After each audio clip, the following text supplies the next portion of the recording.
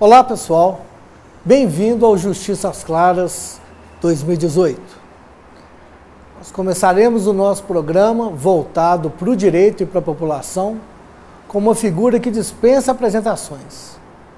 Com muita honra, e já colocando o programa no ar nesse ano, doutor Écio Quaresma. Vamos esquecer o doutor e deixa só Quaresma. Quaresma, prazer enorme tê-lo aqui com a gente. O privilégio é todo meu estar com você aqui. Vamos lá. O senhor, você é um advogado, criminalista, palestrante, famoso no estado de Minas Gerais. E a gente poderia estender essa entrevista para muitos e muitos tópicos ou causos que seria interessante para o nosso telespectador ouvir. Mas eu gostaria de abordar um ponto com você, que é a crise no nosso sistema penitenciário. Você está militando nessa área há muitos anos. 27 anos. E mais 3 como policial. Então, o meu envolvimento com essa seara da área criminal, ele remonta a 3 décadas. A gente está vendo essa intervenção no estado vizinho do Rio de Janeiro. Uma nova política para o tema escapulir do fracasso e fiasco da reforma da Previdência. Aquilo ali, se fosse para fazer a intervenção, Espírito Santo, Ceará, Rio Grande do Sul, tem um punhado de lugar para fazer a intervenção.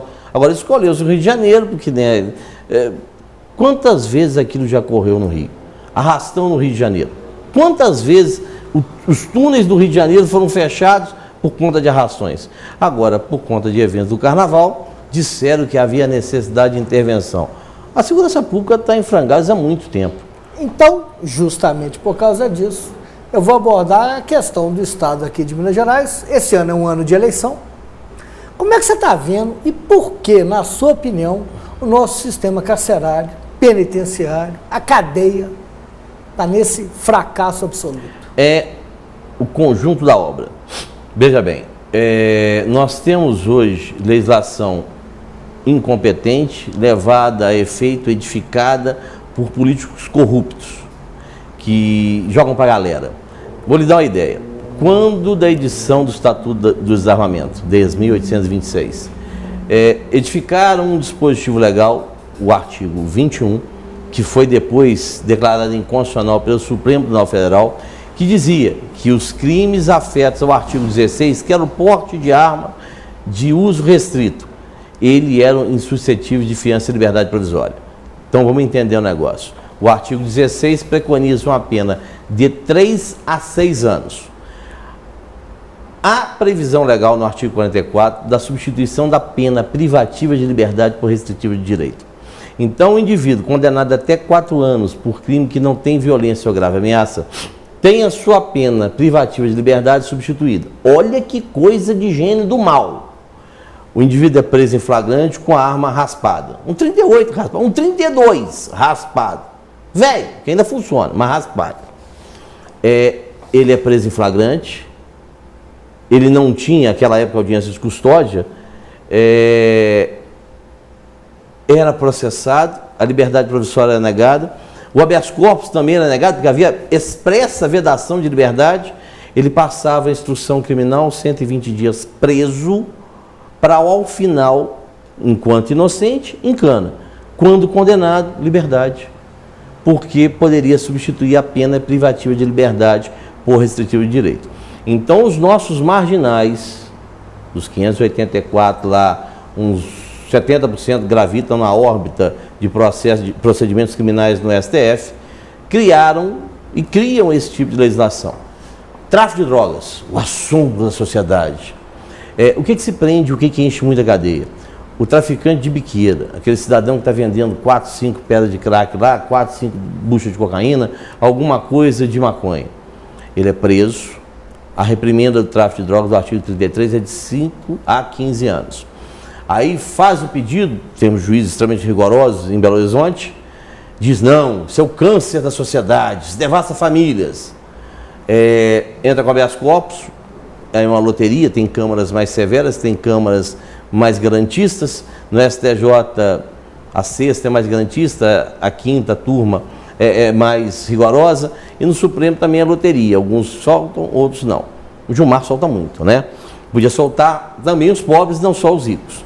Pois bem, você nega a liberdade provisória, converte hoje, porque nós temos a questão da conversão, sim, audiência de custódia, converte o flagrante em preventivo, o indivíduo está cautelado preventivamente, pede a liberdade, a revogação não concede, impetra habeas corpus, perde, e em 6 meses que esse indivíduo está preso, ao final, às vezes, algum juiz não concede, não aplica o parágrafo 4 do 33, com a redução de 1/3 a 2/3 e, eventualmente, a substituição da pena, e você vai buscar isso no tribunal.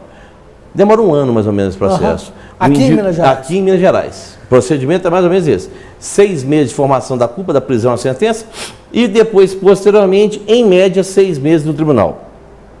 O cidadão ficou preso 1 ano, condenado a 5 anos, teria que cumprir 2/5, e no tribunal essa pena é reduzida para 1 ano e 8 meses e substituída. E nesse lapso temporal, ele ficou enchendo cadeia. Nós não temos aplicação das medidas cautelares diversas da prisão do artigo 319. A superlegislação começa por esse arcabouço legal. Para a gente encerrar esse bloco, se você pudesse avaliar quem está na cadeia hoje, o perfil, são criminosos de pequena monta? Eu uso uma expressão, né, que eu vou tomar a liberdade de falar aqui. A justiça é as classes. Cadeia no Brasil é pobre, preto, prostituta, pederasta e, desculpa o linguajar chulo, fudido com PH de farmácia. Hoje estão tentando colocar o político poderoso, mas o Gilmar tem um garantismo afinco lá, que pena que só dá para político e poderoso. Os outros 5 penas não são alvo dessa celeridade do julgamento de habeas corpus. No próximo bloco eu queria que você me perguntasse do julgamento do Lula. Eu vou te perguntar. Só uma questãozinha do julgamento do Lula. Quando é que a massa dos advogados conseguiria fazer um julgamento da impetração ao julgamento de mérito em mais ou menos 30 dias? A gente não consegue fazer isso, não. Mas por que o Lula teve prioridade nesse julgamento dele? Foi esse presidente? Isso não acontece com a massa carcerada, com o grosso daqueles que frequentam as varas criminais. Pareza, hoje o Lula está sendo julgado, o pedido de habeas corpus dele no STJ. Me fala um pouco disso. Qual é a sua impressão? Um habeas corpus preventivo que visa ilidir a possibilidade de prisão por conta da decisão do TRF4, que após os embargos pode vir a prendê-lo. O que me impressiona ali é a celeridade, a rapidez que esse processo foi julgado no STJ. Não deve ter mais de 30 dias, 40 no máximo, entre a impetração e o julgamento do mérito. Eu tenho incontáveis habeas corpus em curso no STJ. Alguns têm 1 ano. Para definir a liminar? Não, liminar é rapidinho. Liminar é pai e bola. Bateu, impetrou, nega ou concede. Okay. Né? Eu já obtive liminar em 24 horas. Da impetração à concessão liminar. Mas eu tenho demandas lá que tem 1 ano, 6 meses, 8 meses. Por que o dele foi rápido? Essa morosidade na prestação judicial implica também na manutenção no cárcere de pessoas que não deveriam estar presas. Antes de você adentrar nesse aspecto, e aqui eu não estou puxando sardinha para A ou B, não, mas eu sempre aprendi na escola, apesar de não militar no direito penal, minha formação e militância é direito do trabalho, que a inocência se presume até o esgotamento dos recursos. Eu tomo a liberdade de brincar, está escrevido. Não, Quaresma, é escrito. Não, quando está errado é escrevido, quando está certo é escrito. O Supremo da Véu conseguiu fazer inscrevido, nem escrevido, inscrevido, que é em 2º grau. Eu não sei onde é que eles tiraram isso, por conta de uma pressão midiática, por causa de uma pressão da sociedade, em razão da monumental carga de julgamentos que assolam tanto um tribunal quanto o outro, eles resolveram agora prender em 2º grau. A tese não seria que não poderia revolver fato e prova? Aí você pega o seguinte, você pega uma nulidade com relação à inobservância de um preceito constitucional. Um vício de estação, por exemplo. Ok.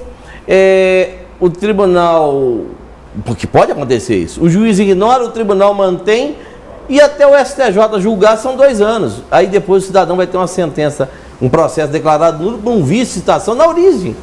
Matabiou o processo e, infelizmente, ele vai estar preso. E aí eu te pergunto... Eu estou te dando um exemplo absurdo, isso, mas há outros mas casos. Acontece? Eu já vi coisa do Arco da Velha. Tem juiz atualmente, que a gente está trabalhando com ele, que ele pega o princípio da plenitude de defesa no tribunal do júri e destroça. Ele aniquila o princípio da plenitude de defesa que vigora no tribunal do júri. E tem um procedimento lá que eu não concordo, que se o tribunal mantiver, eu vou ter que ir para o STJ. Até se julgar, meu cliente está preso. Então, nós cotejamos aberrações jurídicas, né, Frankensteins jurídicos, né, de toda a natureza. Agora, isso contribui para quê? O Brasil hoje tem 700 mil presos. É a terceira população carcerária do mundo. Minas Gerais está batendo na casa dos 70 mil presos, sendo que aproximadamente, salvo engano, pela última vez que li sobre a matéria, 40% presos provisórios. O que é isso? É o cidadão-alvo de uma prisão preventiva, temporária, pode ser convertido em preventiva. É um cidadão que aguarda o julgamento de um recurso, de uma sentença condenatória, mas que não houve o julgamento do recurso e que fica deixando abarrotado o nosso sistema prisional. O governador não está renovando o contrato de agentes penitenciários contratados. O material humano é deficitário. Não há concurso. Hoje, e eu fiz alguns videozinhos, né, falando do governador, e até ele pode ser freguês do sistema carcerário. Ele responde a um processo criminal no STJ, que Deus permita que esse senhor não seja reeleito, para isso vir para um primeiro grau e ser julgado, se possível, rapidinho. Ele pode virar freguês do sistema carcerário, reitero.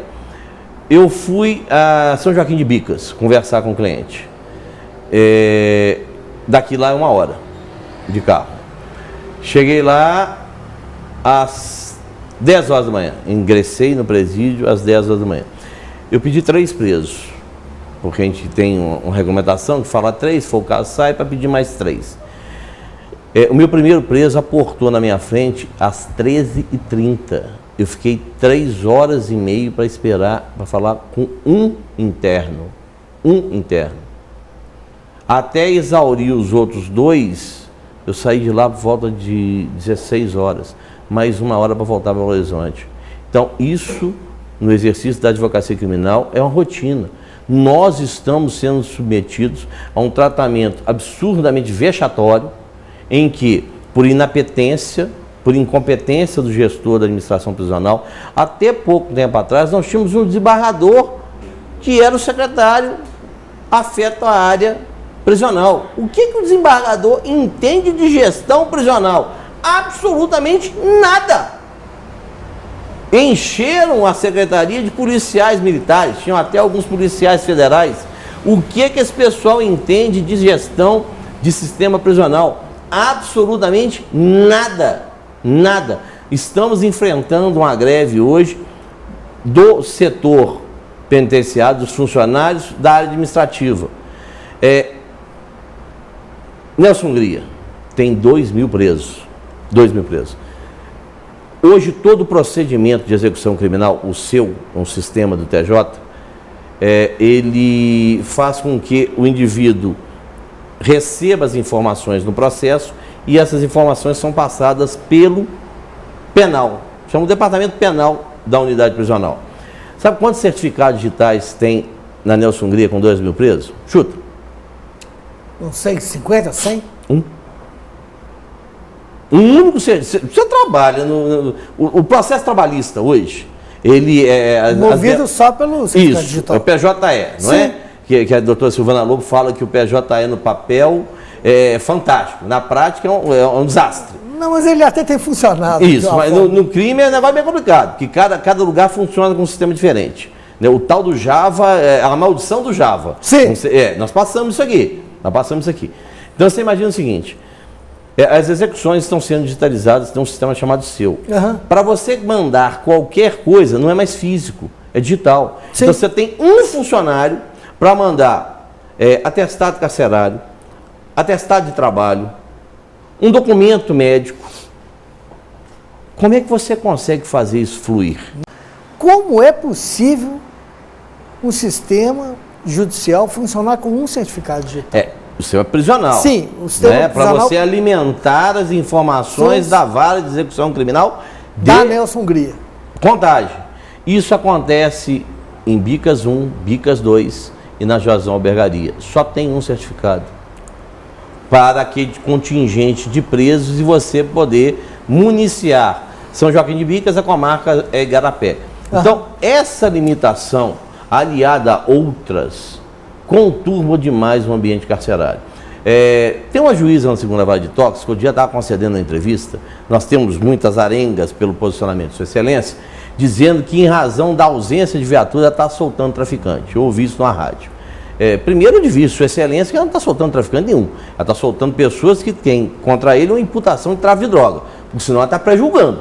Já começa a ficar complicado por aí.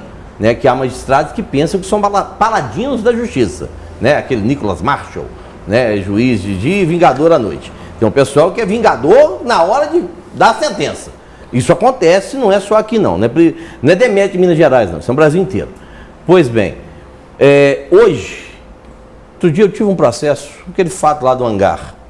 Um cliente meu estava preso temporariamente e o delegado marcou a audição dele, me comunicou, e fui para lá.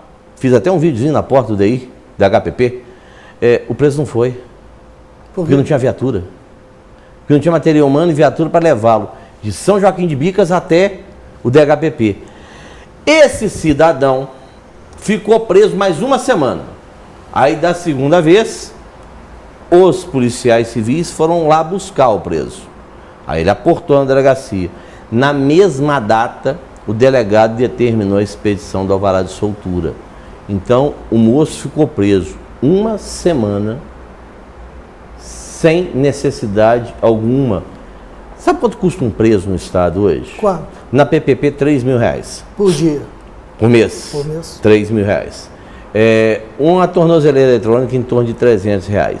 Por mês? Por mês. Nós não temos a cultura, ou muito raramente, estamos aplicando tornozeleira. Ou ela está sendo ineficiência por inapetência do contratado, aquele que presta serviço. Porque você está com o aparelho acoplado no seu pé. Se romper, ele dispara. Se você sair daquele raio, ele vai disparar. Polícia Militar aciona, vai chegar lá em fração de segundo. Nós sabemos muito bem que mesmo nos bairros mais afastados, a polícia aporta com rapidez. O sistema prisional hoje não teria necessidade de estar abarrotado se as medidas cautelares diversas da prisão, notadamente o monitoramento eletrônico, estivesse sendo aplicado. Nós temos juízes extremamente rigorosos que, exemplo, o caso daquela moça presa por tráfico, não, que absurdo, ela estava na iminência de parir, de dar à luz. Ela não foi à audiência de custódia porque estava parindo, porque ela estava dando à luz. O Ministério Público, uma promotora grávida, opinou contrária à concessão da liberdade. O juiz manteve preso. Ela ficou 3 dias com a criança numa cela. Eu não estou entendendo esse rigor para uma pessoa que depois, primária de bons antecedentes, num processo que vai demandar 6 meses, que ela poderia estar presa caso não tivesse o filho, seria condenada a 1 ano e 8 meses no regime aberto, substituída a pena privativa de liberdade por restritivo de direito. Dorme com um barulho desse, telespectador.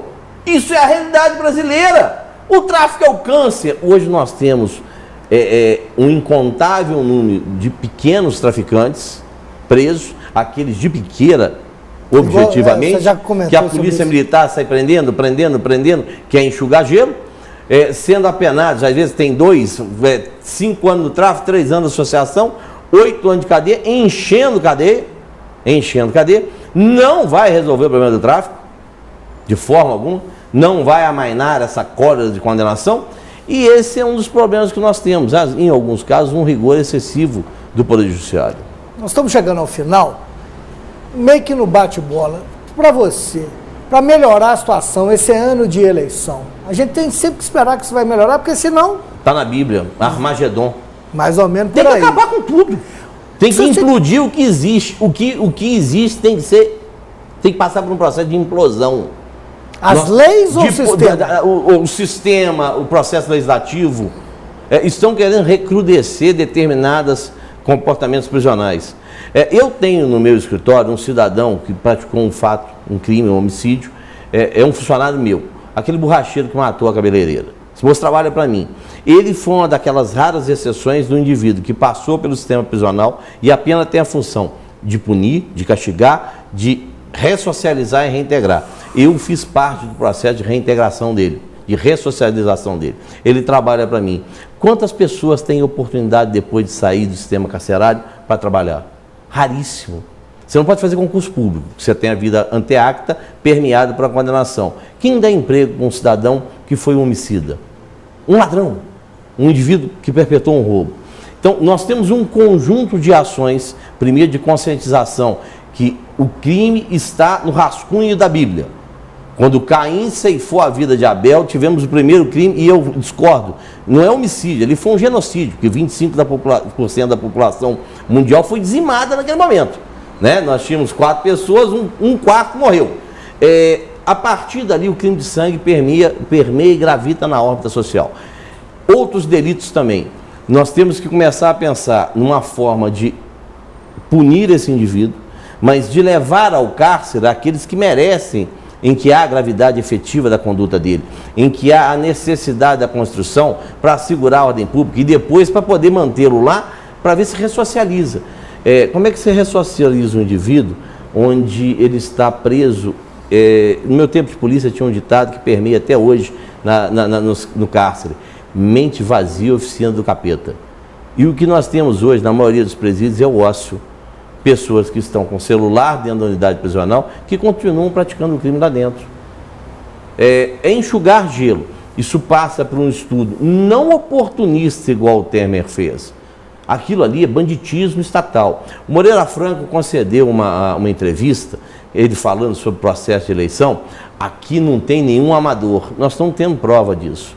São marginais que tomaram conta do Estado brasileiro, desde a época do PT e vigora agora com o MDB, em que os nossos governantes são os piores exemplos para a sociedade. Nós temos escândalos em todos os estados da federação. Em todos os municípios, ou na maioria deles, nós temos pessoas encalacradas com condutas criminosas. Até quando? Não sei. Meu pré-claro eleitor, pelo amor de Deus e de todos os diabinhos do inferno, não confunda urna eleitoral com pinico. Chega de lançar dejeto no Congresso Nacional, nas Assembleias Legislativas. Tem que dar um basta nisso. Agora, se não vier, o Armagedon é a solução. Olha, eu vou te agradecer. Eu que agradeço. Pela excelente entrevista. E vou fazer um convite. Esperar essa questão aí passar, esses meses.